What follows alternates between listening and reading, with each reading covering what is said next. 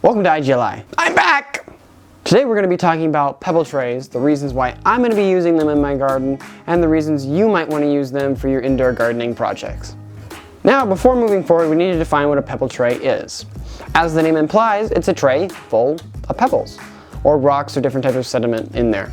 The reason for that is to elevate the plant off the bottom of the tray so that when water comes in, it keeps the pot out of the water. Also creating a barrier where water evaporates and creates a moisture layer around the plant without having to humidify the entire room. Now, the reasons I'm going to be using a pebble tray in my indoor gardening is to, one, give some more space there in the trays so that when I water, that doesn't just go all spilling all over the place. I don't know, we've probably all experienced this, where you water your plant, you're so happy, and then you're watching the water climb and climb and climb and climb and climb out of it, and then you're like, ah! It's not fun, and then it spills all over the place, and you have to get a towel and then water marks and a whole bunch of stuff that we don't like at all. So that's one reason I'm going to be doing this, to try to give that space, that little bit more volume for catching water. And then another reason is to increase the amount of humidity. The water that does end up there slowly evaporates and causes a humidity, not layer, but area around the plant. And even though I do run a humidifier, just more humidity, plants just seem to love it, especially the tropical plants that we like to grow indoors, those unique, fascinating, wonderful plants that we love. And then the final and third reason, which is the bane of all indoor gardeners' existences, is root rot. By keeping the plant elevated out of that water at the bottom, it doesn't keep it soggy. So if, say, you have a really the plant's full, the roots have filled the entire pot. By keeping it elevated out of the way, those roots at the bottom part won't get root rot and then rot into the rest of it and the disease and everything. Suffice it to say, keeping it out of that bottom bit will help improve your chances of not having root rot whatsoever.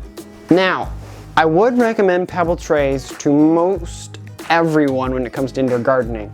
But if you're a person who has built-in trays, like when you go to the store and you get a pot and it has the built-in tray in there, I wouldn't recommend them because you're just not going to get any water that comes out of the bottom of them. Plus, not trying to cram rocks or a pebble sediment already in there, because there already is kind of that dividing layer with the holes in the pot and everything. Now, there's some that are self-watering pots. I have a couple of those, and I wouldn't recommend putting any rocks in there because the pot is designed to already have a barrier layer in there. So that would be the one instance where I'd say pebble trays aren't great. But like if you have, like what I have back here, some clay standard pots with a single hole, or just some plastic pots with some holes, I think a pebble tray would be a wonderful thing, especially if it's high humidity. And there again, if you have a plant that needs high humidity, I wouldn't recommend getting a self-watering pot in that form because you're not going to get those extra humidity benefits that you would otherwise get if you had a pot with a hole that could go into a pebble tray. Now you might be asking yourself, does it matter what type of rocks?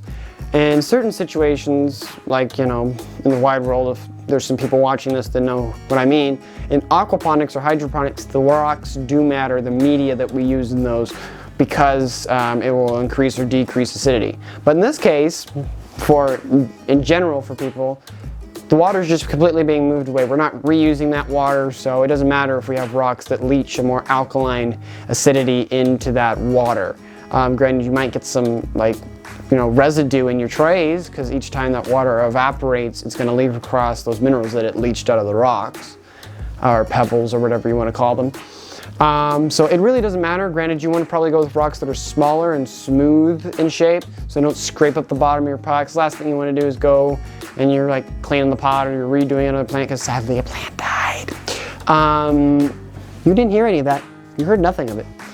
And you go and then you see the bottom of the pot's all scraped up because you had sharp rocks. So probably no lava rock.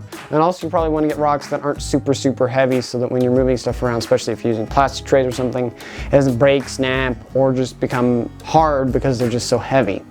That would be my recommendations when you're picking out your pebbled rocks for your tray. As for the tray itself, I'd say just go with whatever works. I mostly use plastic because it's cheap and it doesn't break very easy. Granted, I have to say clay trays look really pretty and they aren't too much more.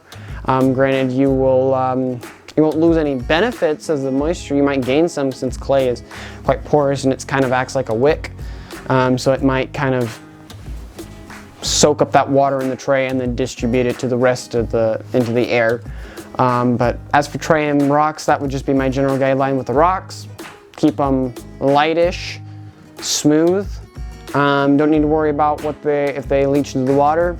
As for the tray, pick what you like. If you use a clay tray and you have a bunch of rocks, it might scrape it up a little bit, but par for the course, might like that look. Plastic ones, they might snap easier, but they won't get so scraped up. So with those general guidelines in mind, get whatever tray or type of rocks that work for you and are affordable. Now let me show you what things you'll need to make a pebble tray. Now, number one, what you're gonna need is a watering tray. The type of tray doesn't matter. Rocks and pebbles of your choosing. And of course, a plant to put in the tray. The first step is going to be washing the rocks. Second, adding them to the tray.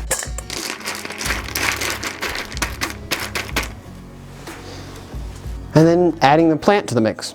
Once you're done, you can water.